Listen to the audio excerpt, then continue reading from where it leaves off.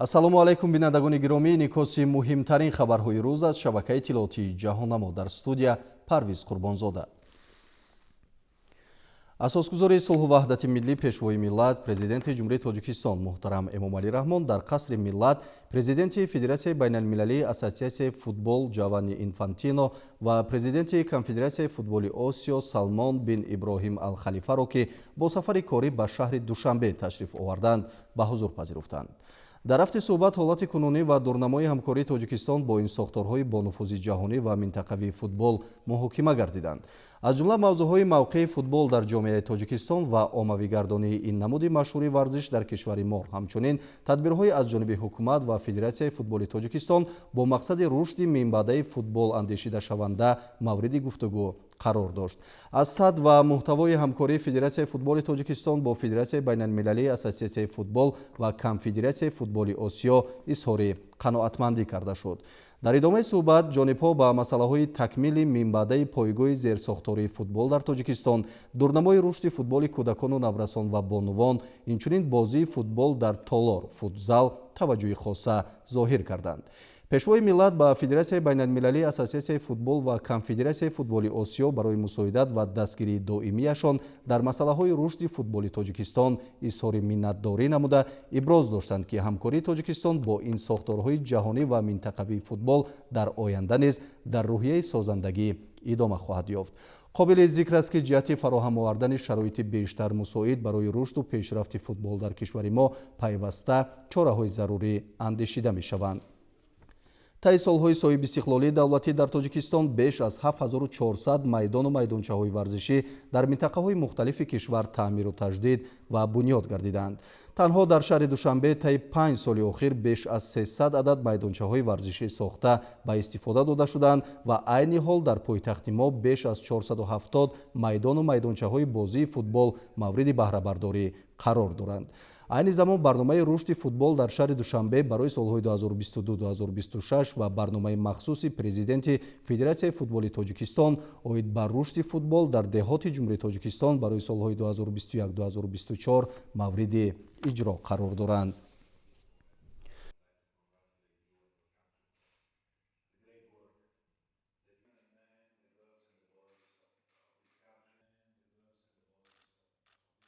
пас аз мулоқот бо пешвои миллат, президенти ҷумҳурии Тоҷикистон муҳтарам Эмомалӣ Раҳмон, президенти Федератсияи байналмилалии Ассотсиатсияи футбол Ҷованни Инфантино ва президенти Конфедератсияи футболи Осиё Салмон бин Иброҳим Ал-Халифа андешаҳояшонро барои доираи васеъи хабарнигорон аз ҷумла чунин баён намуданд.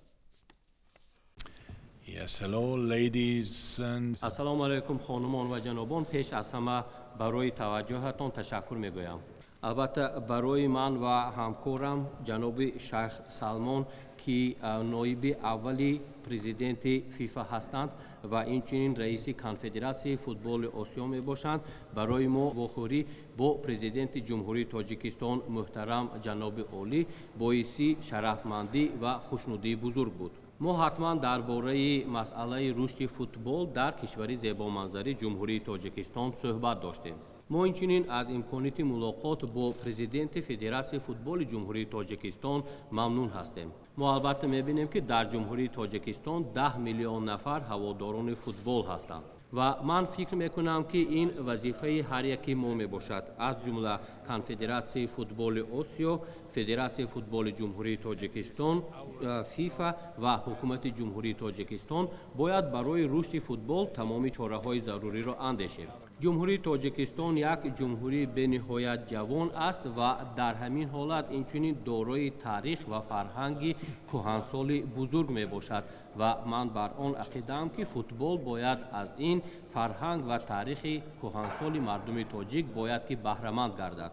футбол барои умуман ваҳдати миллӣ ва инчунин таъмини фарогирӣ ёки инклюзия ва муносибатҳои байналмилалӣ нақши муҳим мебозад. محض همین سبب ها بودند که ما جانب های منفعتدار از جمله کنفدراسیون فوتبال آسیا، حکومت جمهوری تاجیکستان، فدراسیون فوتبال جمهوری تاجیکستان و فیفا تصمیم گرفتیم برای رشد فوتبال سرمایه گذاری های ضروری به راه مانده شود. این معنای آن را دارد که پیش از همه ما باید که برای رشد انفراستراکچور سرمایه گذاری های ضروری نماییم.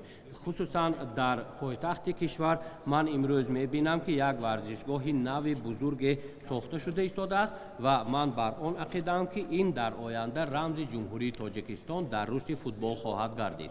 لیکن عموما درباره انفراستراکچور فوتبال گپ زنیم، من اینچنین رشد انفراستراکچور اساسی را برای کودکان میبینم که در جایهای دهات در تمام منطقه های کشور آنها برای بازی کردن فوتبال امکانیت داشته باشند.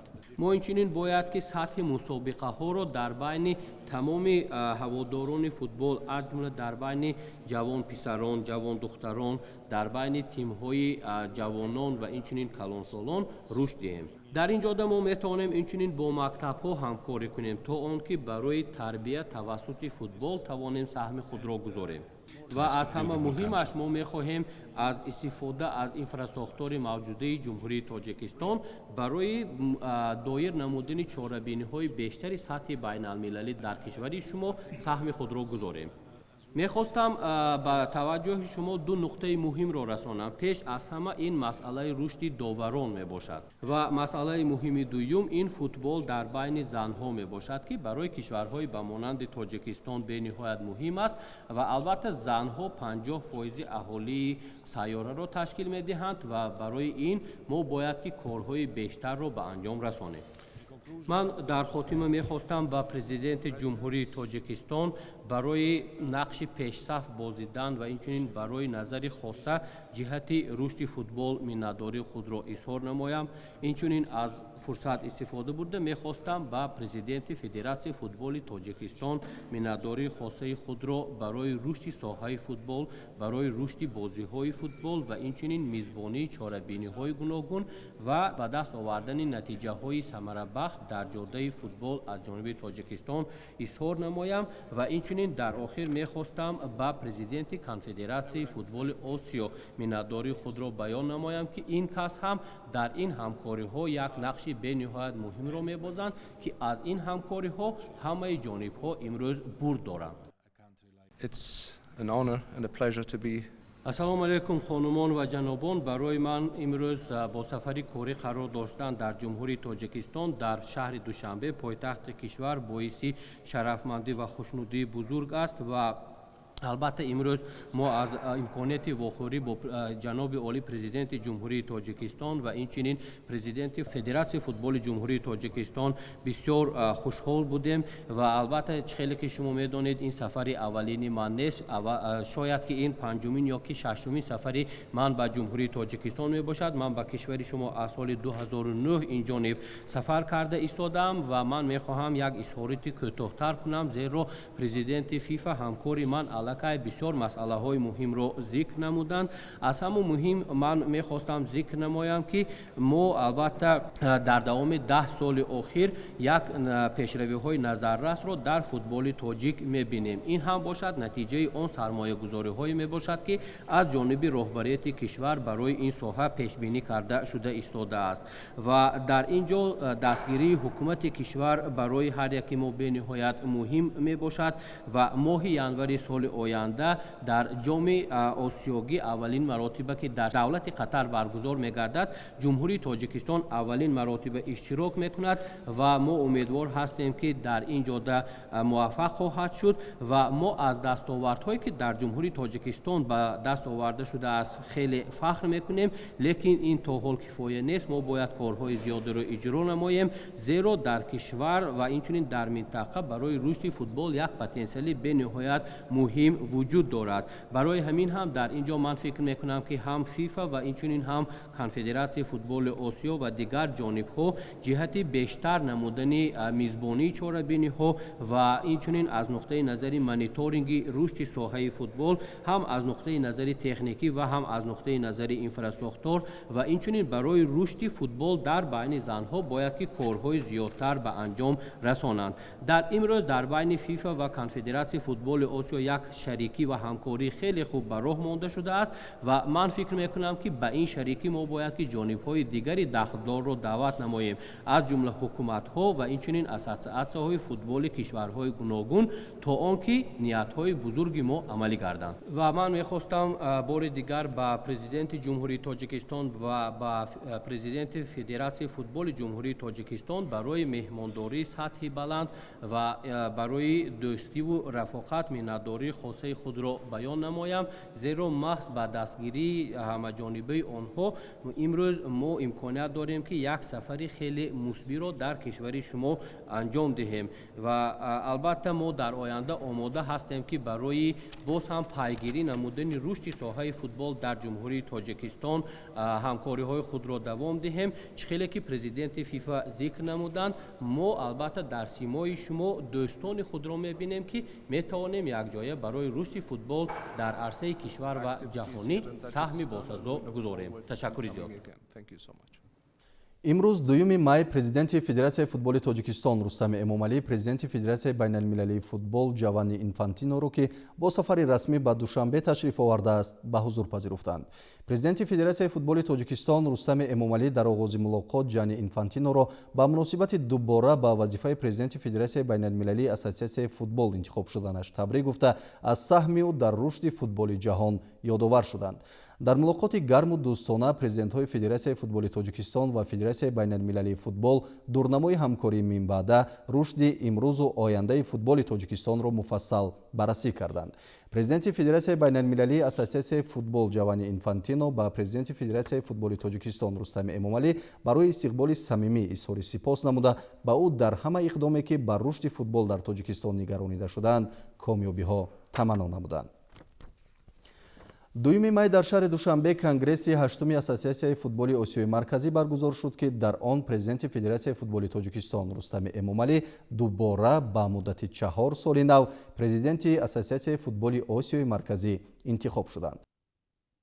дар шаҳри Душанбе конгресси ҳаштуми Ассотсиатсияи футболи Осиёи марказӣ баргузор шуд ки дар он президенти Федератсияи байналмилалии футбол Ҷанни Инфантино, президенти Конфедератсияи футболи Осиё Шайх Салмон бин Иброҳим Ал-Халифа, роҳбарону вакилони федератсияҳои футболи Тоҷикистон, Эрон, Узбекистон, Туркманистон, Афғонистон, Қирғизистон, инчунин намояндагони Федератсияи байналмилалии футбол ва Конфедератсияи футболи Осиё ширкат намуданд. дар оғоз котиби генералии Ассотсиатсияи футболи Осиёи марказӣ Улуғбек Каримзода аз натиҷаи фаъолияти босамари 4-солаи созмони мазкур ҳисобот дода. афзуд ки дар ин муддат маҳз дар Тоҷикистон рӯйдоду навгониҳои футбол хусусан миёни дастаҳои якачини наврасон, ҷавонон, бонувон ва футзалбозон ба амал омаданд ки саҳифаҳои дурахшони футболи кишварро ҷилои дигар доданд. дар давраи ҳисоботӣ 166 бозӣ дар доираи 18 мусобиқа, 11 мусобиқа миёни духтарон, 7 мусобиқа миёни писарон дар шаҳрҳои Душанбе, Тошкан ва Бишкек ташкил шуданд ки такони ҷиддие барои омодагии дастаҳо ҷиҳати ширкат дар мусобиқаҳои қоравию ҷаҳонӣ гардиданд. дар конгресс президент, ду ноиби президент, узви кумитаи иҷроияи Конфедератсияи футболи Осиё ки аз Ассотсиатсияи футболи Осиёи марказӣ намояндагӣ мекунад, инчунин як узви кумитаи иҷроияи Ассотсиатсияи футболи Осиёи марказӣ интихоб гардиданд. тибқи моддаи 31 оинномаи созмон дар конгресси ҳаштум интихоботи роҳбарияти Ассотсиатсияи футболи Осиёи марказӣ барои давраи 4-солаи нав аз соли 2023 то 2027 баргузор шуд. президенти Федератсияи футболи Тоҷикистон муҳтарам Рустами Эмомалӣ ягона номзад ба маснади президенти Ассотсиатсияи футболи Осиёи марказӣ маҳсуб меёфт ва инро низ иштирокчиёни конгресс якдилона эътироф намуданд. ҳамин тавр президенти Федератсияи футболи Тоҷикистон Рустами Эмомалӣ дубора ба муддати 4 сол президенти Ассотсиатсияи футболи Осиёи марказӣ интихоб шуд. муҳтарам Рустами Эмомалӣ пас аз интихоб шудан ба мақоми президенти Ассотсиатсияи футболи Осиёи марказӣ ба роҳбарони федератсияҳои футболи аъзои КАФА барои боварӣ изҳори сипос карда зикр намуданд, ки дар оянда ҳамкориҳоро дар самти рушди футболи минтақа густариш дода, барои пешрафти футбол ва дастовардҳои арзандаи футболи кишварҳои Осиёи марказӣ имкониятҳои мусоидро фароҳам менамоем. тавре Рустами Эмомалӣ дар суханронии худ қайд намуданд, кишварҳои Осиёи марказӣ тасмим доранд, ки мизбонии яке аз мусобиқоти бошукӯҳи марҳилаи ниҳоии ҷоми Осиё, ки солҳои 2031 ва 2035 баргузор мешаванд, ба уҳда гиранд. ҳамзамон пешниҳоди дигаре, ки аз ҷониби муҳтарам Рустами Эмомалӣ ироа гардид, ин ташкили фестивали байналмилалии Наврӯз дар 6 кишвари аъзои созмони КАФА маҳсуб меёбад. дар суханронии худ президенти Федератсияи байналмилалии футбол Ҷани Инфантино ва раиси Конфедератсияи футболи Осиё Шайх Салмон бин Иброҳим Ал-Халифа Рустами Эмомалиро ба муносибати дубора ба мақоми президенти Ассотсиатсияи футболи Осиёи марказӣ интихоб шуданаш табрик гуфта, ба ӯ дар рушди футбол дар минтақа комёбиҳо таманно карданд. Ҷани Инфантино афзуд, ки иқдомҳои пешгирифтаи ҳукумати Ҷумҳурии Тоҷикистон, Федератсияи футболи Тоҷикистон ва ҳамзамон КАФА ҷиҳати рушди футбол дар минтақа шоистаи таҳсин буда, корҳои самарабахш дар ин самт роҳандозӣ шуда истоданд. Президенти Конфедератсияи футболи Осиё Шайх Салмон бин Иброҳим Ал-Халифа аз ташаббуси президенти КАФА Рустами Эмомалӣ ҷиҳати ирсоли аризаи муштараки кишварҳои Осиёи марказӣ барои мизбонии қисми ниҳоии ҷоми Осиё пуштибонӣ кард.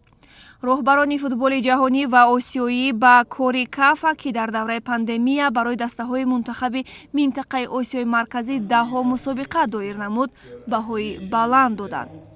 он мусобиқаҳоро марҳилаи хуби омодагии мунтахабҳо ба чемпионатҳои осиёӣ ва ҷаҳонӣ низ арзёбӣ карданд.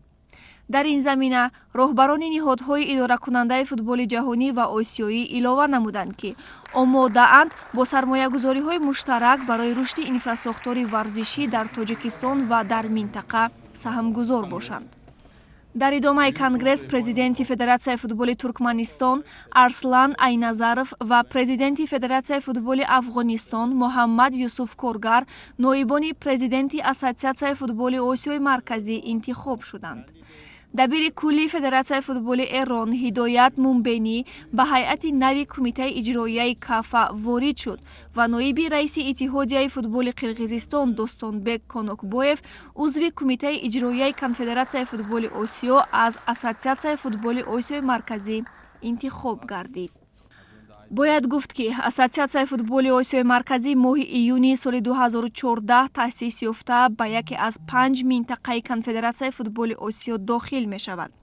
Ассотсиатсияи футболи Осиёи марказӣ федератсияҳои футболи 6 кишвар Афғонистон, Эрон, Қирғизистон, Тоҷикистон, Туркманистон ва Узбекистонро муттаҳид мекунад. бо ҳамин конгресси 8-уми КАФА кори худро хотима дод. идомаи барнома. суботи сиёсӣ барои ҳар як давлату миллат арзиш ва неъмати бузург мебошад. суботи сиёсӣ дар шароити феълии ҷомеаи ҷаҳонӣ яке аз масоили муҳим ва мавриди баҳси коршиносону сиёсатшиносон ва мутахассисони соҳаҳои гуногун қарор дорад. ба андешаи соҳибназарон сабаби ин таваҷҷӯҳ қабл аз ҳама ба тағйироти имрӯза дар низоми сиёсати байналмилалӣ мебошад. ҳамкорамон Сафархуҷа Ризозода оид ба ҳамин мавзӯъ гузориш медиҳад. суботи сиёсӣ яке аз масъалаҳои умдатарини давлатҳои муосир маҳсуб ёфта таъмини амният ба пешрафти ояндаи он таъсири бевосита дорад. таърихи Тоҷикистони соҳибистиқлол исбот намуд, ки бе таъмини суботу амният дар ҷомеа наметавон ба пешрафту муваффақиятҳо дастёб гардид. ҷумҳурии Тоҷикистон ва мардуми шарифи он таи бештар аз 3 солаи ахир марҳалаҳои пурпечу тоби таърихи навини худро паси сар намуда дар ин раванд бо санҷишҳои зиёде рӯбарӯ шудааст. аз кишвари ҷангзадаву пойбанди буҳрони марго جنگاور اقتصادی سالهای 90 قرن گذشته امروز تاجیکستان به دولت از نگاه اقتصادی رشدیابنده تبدیل یافته است. در ارتباط با فضای بسا مرکب، پیچیده و زود تغییریابنده جهان معاصر، وضع ژئوپلیتیکی سیاره و منطقه، افزودن تمایل‌ها و خطرهای تروریسم و اکستریمیسم، معاملات غیر قانونی مواد مخدر، قاچاق سلاح و دیگر جنایت‌های متشکل فراملی تقاضا می‌کند که استقلالیت دولتی و منفعت‌های ملی بیش از پیش حفظ و حمایه و تحکیم بخشیده شوند. سیاست پیش گرفته اساسگذار صلح و وحدت ملی پیشوای ملت پرزیدنت جمهوری تاجیکستان محترم امامعلی رحمان در اداره‌کنی سیاسی، در تأمین امنیت و ثبات سیاسی در دوران صاحب استقلالی کشور یک زمینه را گذاشت که امروز پایبرجاست و دستاوردها و نشاندهنده‌های ساحه‌های گوناگون که امروز خیلی یک نشاندهنده بلند هستند، محض از همین موجودیت ثبات سیاسی در کشور ما دلالت می‌دهند. با اندیشه صاحب نظران، وظیفه مهمترین و اساسی هر دولت در شرایط کنونی جهان امروزه حفظ استقلالیت دولتی می باشد و این روند در محور اساسی فعالیت سیاسی و حقوقی کشور ما در تمام جریان دولت سازی و دولتداری نوین قرار دارد. جامعه شناسان می گویند که هر یک دولت رشد و انکشاف با نظام و با مرام خود را محض در اساس ثبات سیاسی و امنیت ملی تامین کرده می تواند. در جمهوری تاجیکستان برای در عمل تطبیق نمودن هدف‌های استراتژی با مقصد نائل گردیدن به مقصدهای ملی و برای موفق شدن به مرحله‌های رشد و انکشاف به مسئله ثبات سیاسی و امنیت ملی توجه زیاد روانه می‌گردد. به نظر تحلیلگران، ثبات سیاسی برای هر یک دولت از عامل‌های زیاد وابستگی دارد. ثبات سیاسی استوار جمهوری تاجیکستان در مرحله حاضر مساعدت به آن نموده است که کشورمان در حل مسائل منطقوی و بین المللی نه تنها اشتراک نماید، بلکه تشبثکار راه‌های دریافت حل مسائل مبرم هم منطقوی و هم بین المللی باشد و بنابراین هم از این جهت اطمینان کامل داریم که تمام ساکنان کشورمان با کارهای سازنده خود همه وقت جانبدار سیاست در عمل تطبیق شونده دولت و حکومت جمهوری تاجیکستان هستند. عملی ساختن برنامه‌های استراتژی حکومت جمهوری تاجیکستان با نظرداشت بازی‌های پس پردگی با زنگران منطقه و به فایده ملت و دولت حل کردن آنها بدون شبهه دولت ما را در صف کشورهای پیشرفته قرار خواهد داد. در این راستا هر یک فرد جامعه را ضرور است که با عامل‌هایی که به استقلالیت و امنیت کشور از جمله کورپسیا، تروریسم، اکستریمیسم، بیوتروریسم، گردش مواد مخدر، کیبر تروریسم، خرافات و جهالت و تعصب تهدید می‌نمایند، مبارزه دستجمعانه برده با مقصد آگاهی بیشتر پیدا نمودن اهالی از خطر این روندها کارهای فهماندهی در میان ساکنان کسب و کار گوناگون بیشتر و تقویت داده شود. خوجگی‌های دهقانی حدود ناحیه باباجان غفوروی ولایت سوق در سمت استحصال محصولات کشاورزی و تامین نقشه استحصال اشیاء خام صنعتی موقع اساسی دارند. در کооپراتیو تجارتی به نام ترسونبای خوشاتف در میدان 750 گکتار کشتی زراعت تکنیکی انجام یافته اهل زحمت برای به دست آوردن حاصل دلخواه تدبیرهای جدی می‌اندیشند.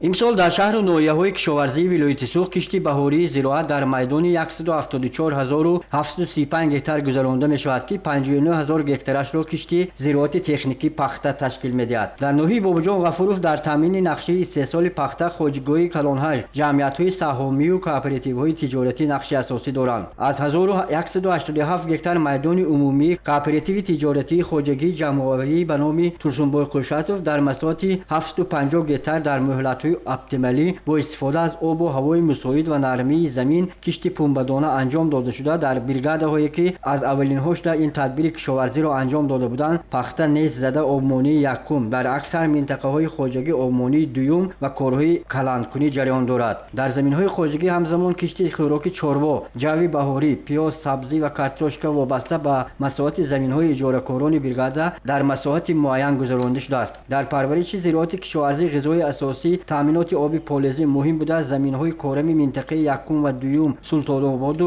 қурғонча тавассути пойгоҳи обкашии сомғор ва мавзеи овчашма тариқи чоҳҳои амудӣ обёрӣ карда мешавад. хоҷигидорони кооперативи тиҷоратӣ ба номи Турсунбой Қушатов ва сокинони минтақаи сомғор дар кирмакпарварӣ низ таҷрибаи ғанӣ доранд ва дар мавсими имсола парвариши 180 қутти кирмакро ба уҳда гирифта ва дар ин мавзеъ баъзии ғании хӯрокаи кирмак мавҷуд аст. ёдовар мешавем ки дар корҳои каландкунӣ ягонакунӣ ва то ҷамъоварӣ аслан занону бонувони хонашин саҳми арзанда доранд ва барои таъмини сатҳи иҷтимоӣ ва дастгирии фарзандони онҳо бо иқдоми кооперативи тиҷоратӣ ба номи Турсунбой Қушатов кӯдагистони деҳа аз нав барқарор карда шудааст. муассисаи таҳсилоти томактаби Бахор дар ҷамоати деҳоти Исмоил аз ҷониби хоҷагии ба номи Турсунбой Қушатов аз навсозӣ гардида имрӯз дар 4 гурӯҳ 100 нафар кӯдакони сокинани деҳаи Охучашма ба таълими тарбия фаро гирифта шуданд.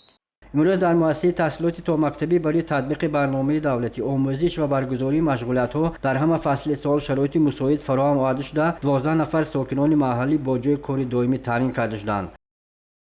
ободии пойтахти кишвар шаҳри Душанбе аз ҳар як меҳмон ва дар навбати аввал аз худи сокинони он вобаста буда масъулият ва маданияти баланди шаҳрнишиниро тақозо мекунад. баҳри боз ҳам ободу зеботар шудани кӯчаву хиёбонҳои пойтахти азизамон айни замон дар хиёбони Неъмат Қарабоев рангуборкунии сутунпояҳои хатҳои ҳавоии баландшиддати 110 киловатт идома дорад.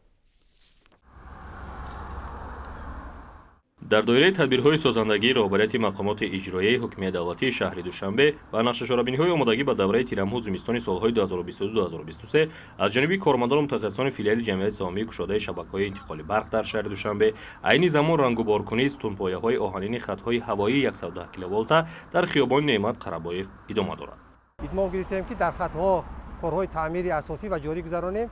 инчунин рангубори пояҳои оҳанин аз пояи рақами 17 то пояи рақами 40 ки дар кӯчаи Неъмат Қарабоев ҷойгир мебошанд ба рангубори пояҳо ҳозир бригада машғул шуда истодааст.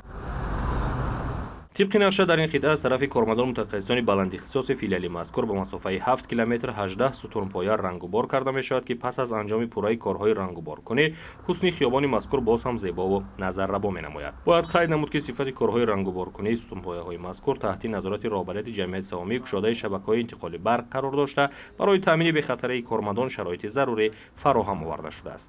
ҳангоми рангубор онҳо аз миёнбандҳо истифода бурда дар ду ҷои поя худро мустаҳкам менамоянд. дар ҳар як поя як шахси масъул таъин карда шудааст, усто ва инчунин саҷдокунандаи кор ки ба корҳои барқорон назорат мебаранд. тибқи маълумот дар як рӯз то 7 сутунпоя рангубор карда мешавад ки ин аз сатҳи баланди касбии кормандон шаҳодат медиҳад. ин тадбири ободонӣ дар хатҳои ҳавоӣ аз зеристгоҳи барқии варзишӣ то зеристгоҳи барқии соҳилӣ ва зеристгоҳи барқии советӣ амалӣ карда мешавад. инчунин дар ин минтақа шохҳое ки ба хатҳои ҳавоӣ наздик мебошанд онҳоро бурида барои тираму зимистон хатҳои ҳавоиро тайёр менамоем. лозим ба таъкид аст ки баҳри таъмини мунтазами қувваи барқ ба муштариёни ҳудудии пойтахти мамлакат ҷамъияти саҳомии кушодаи шабакаҳои интиқоли барқ ва филиали он дар шаҳри Душанбе пайваста тадбирҳои заруриро амалӣ менамоянд. бинандаҳои гиромӣ, бо расидани иттилои тоза шуморо дар нашрҳои баъдӣ ошно мекунем. бо мо бошед.